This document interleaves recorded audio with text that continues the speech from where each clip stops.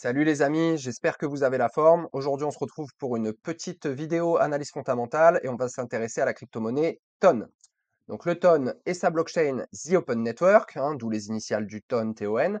C'est un projet qui a été initialement développé par Telegram, donc qui est le service de messagerie cryptée que vous connaissez tous, qui compte quand même plus de 800 millions d'utilisateurs dans le monde.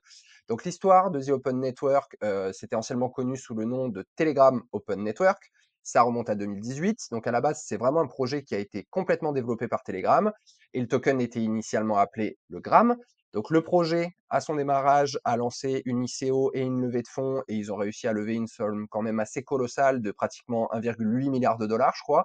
Malheureusement, cette ICO a fait beaucoup parler d'elle, ça a attiré l'attention de la SEC, la Security and Exchange Commission, qui est le gendarme boursier américain que vous connaissez, qui est vraiment le régulateur.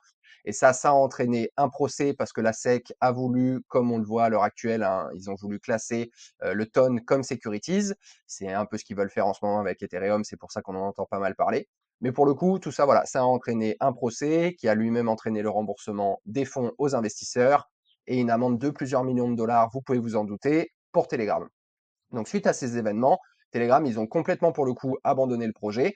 Par contre, le code source de la blockchain, elle a été rendue accessible en open source, ce qui a vraiment permis à la communauté de développeurs de prendre le relais, si vous voulez. La blockchain, elle a été rebaptisée à ce moment-là The Open Network et le token Gram a été transformé en Toncoin. Donc, malgré le retrait de Telegram, la blockchain, elle reste quand même intégrée nativement à l'application de messagerie. Ça facilite du coup grandement, notamment l'interaction avec tous les bots de trading dont on entend beaucoup parler, qui sont dédiés justement au TON. La technologie de TON, elle se distingue vraiment par une blockchain qui est évolutive. C'est un layer 1, c'est conçu vraiment pour traiter des millions de transactions avec une rapidité qui est franchement impressionnante. C'est fondé sur un mécanisme de proof of stake, c'est vraiment un concurrent direct à Ethereum. Et ça propose donc du coup voilà, une base quand même assez solide pour cet écosystème qui est en fait sous-compartimenté en un ensemble de sous-services, si vous voulez. Donc vous avez par exemple le TON paiement, qui permet de transférer des valeurs de façon instantanée. Vous avez le TON Bridge, qui est un outil qui va permettre d'effectuer des transferts de Toncoin entre les blockchains Ethereum, la BSC et The Open Network. Vous avez le TON DNS, qui est un service qui va permettre de transcrire des adresses de smart contracts en nom de domaine qui vont être lisibles par l'homme. En gros, au lieu d'avoir à retenir une suite hyper longue de caractères aléatoires pour connaître justement l'adresse de votre portefeuille TON, il va suffire d'y associer en fait une chaîne de caractères de son choix en fonction de la disponibilité. Mais ça va vraiment améliorer l'expérience utilisateur. Vous avez le service TON Proxy qui sert de passerelle pour tous les utilisateurs qui veulent accéder à la blockchain TON. Donc ça utilise à la fois des VPN décentralisés et des réseaux semblables à Tor qui sont vraiment reconnus pour permettre une navigation Internet anonyme et sécurisée. Donc ça, c'est quand même intéressant. Vous avez le TON Storage, qui est une solution de stockage décentralisée qui opère sur le réseau TON, qui permet justement à quiconque de lancer un nœud pour y stocker des données. Vous voyez, c'est quand même un écosystème qui est assez complet et qui, pour le coup, est en pleine expansion, parce que ça englobe quand même pas mal de choses. Ça englobe des wallets qui peuvent être custodiales ou non custodiales, ça englobe des marketplaces, il y a du gaming, il y a des NFT, il y a des exchanges. Donc ça aspire vraiment, si vous voulez, à construire l'Internet du futur avec une multitude de services innovants qui vont y être associés. Malgré certaines incertitudes, son potentiel il est quand même considérable, en particulier si on tient compte de l'objectif de Telegram d'intégrer 30% de ses utilisateurs d'ici 2028. Ça pourrait quand même représenter à peu près 500 millions d'utilisateurs. Donc c'est un projet qui reste quand même à surveiller, parce qu'en plus de ça représente quand même une opportunité assez unique dans le monde des cryptos, parce que c'est quand même un des seuls projets à l'heure actuelle qui a une vraie utilisation éprouvée dans le réel.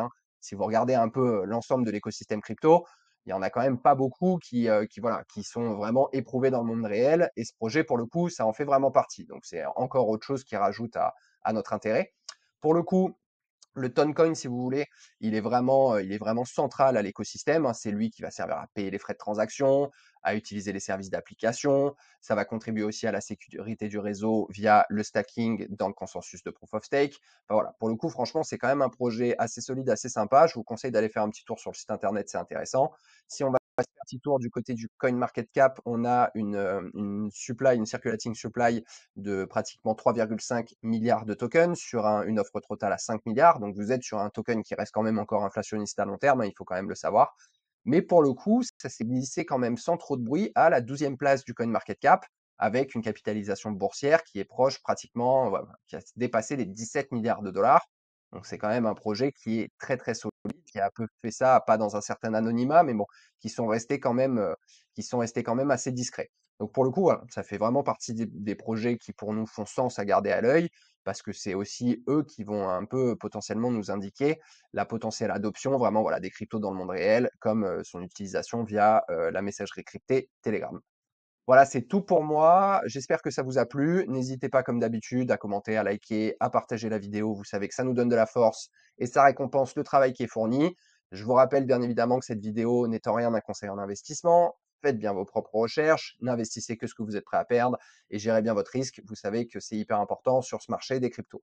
Je vous remercie beaucoup, passez une bonne journée, prenez soin de vous et on se retrouve bientôt pour une prochaine vidéo.